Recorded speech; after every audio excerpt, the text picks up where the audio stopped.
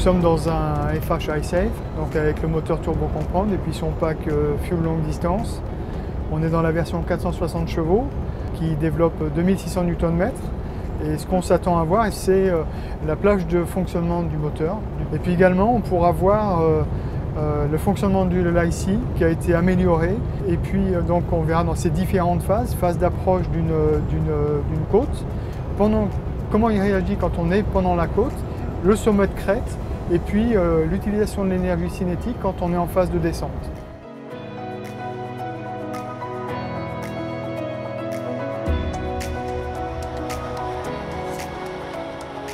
Avec le Volvo FH iSafe, on a fait le choix d'un véhicule qui garde toute sa performance et sa vitesse commerciale en ayant des consommations qui sont réduites jusqu'à 7% par rapport à la version précédente.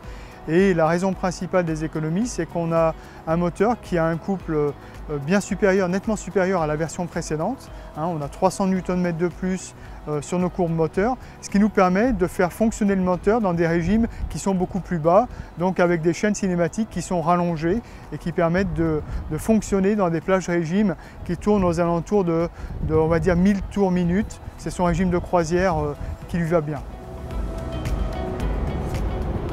On voit qu'on est à 90 km/h à peu près.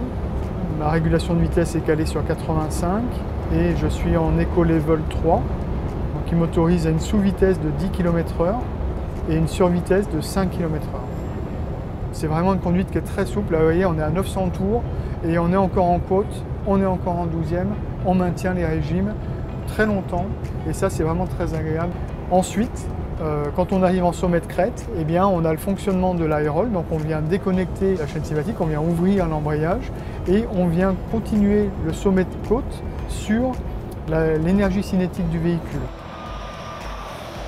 On a deux versions, donc la version 460 chevaux, il a un couple maximum qui est porté à 2600 Nm.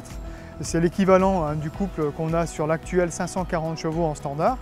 Et une version 500 chevaux qui elle est portée à 2800 Nm et c'est quasiment l'équivalent du couple qu'on a sur un moteur 16 litres 550 chevaux. Et la plage de ce couple, elle commence dès 900 tours minute et elle va jusqu'à environ 1300 tours minute. Parmi les évolutions du moteur, on a trois évolutions majeures. Premièrement, ce sont les pistons.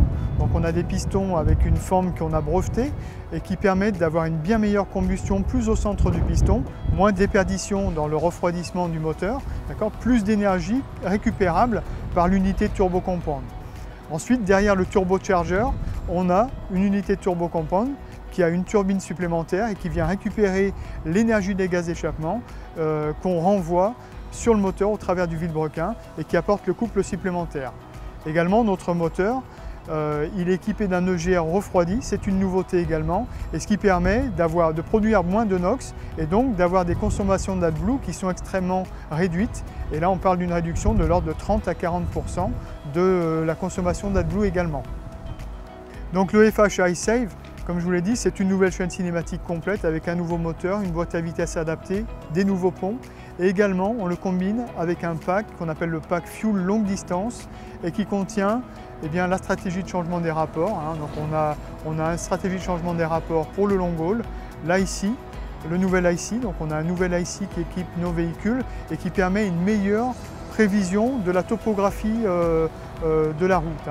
Donc on a une meilleure adaptation des rapports, de la gestion de la roue libre avec cette nouvelle version de l'IC et qui vient compléter et optimiser les économies de carburant réalisées avec ce véhicule.